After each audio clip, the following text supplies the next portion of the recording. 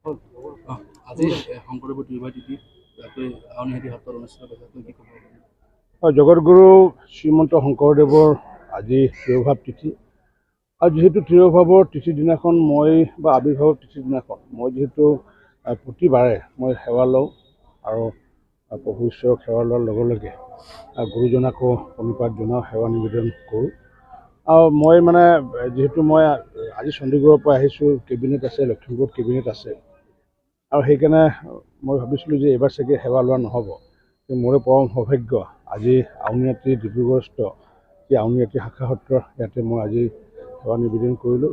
আৰু লগতে আমাৰ যিসকল ভকত বা আই মাতৃসকলকো মই পাইছোঁ।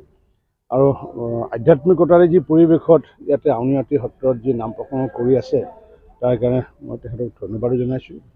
আৰু যিহেতু মহাপুৰুষ মাধৱদেৱে কৈছিলে, শ্ৰীমন্ত শংকৰ হৰি ভকতৰ জানা যেন কল্পতৰু, তাহান্ত বিনাই নাহি নাহি নাহি আমাৰো পৰম গুৰু।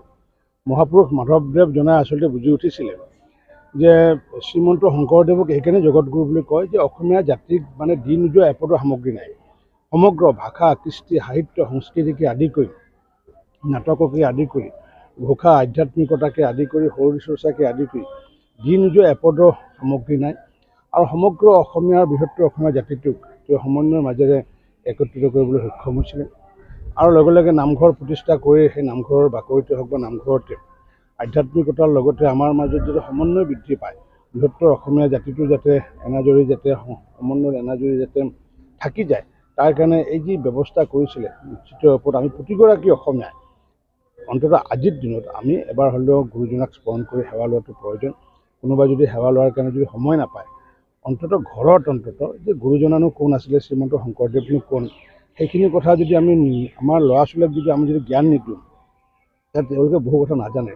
যেনেকুৱা ধৰি লওক, আজি বৃন্দাবনী বস্ত্ৰৰ বিষয় বহুত নতুন ল'ৰা ছোৱালীক সুধিলে বৃন্দাবনী বস্ত্ৰ মানে কিবা বেনাৰসৰ কিবা বস্ত্ৰ বুলি ক'ব।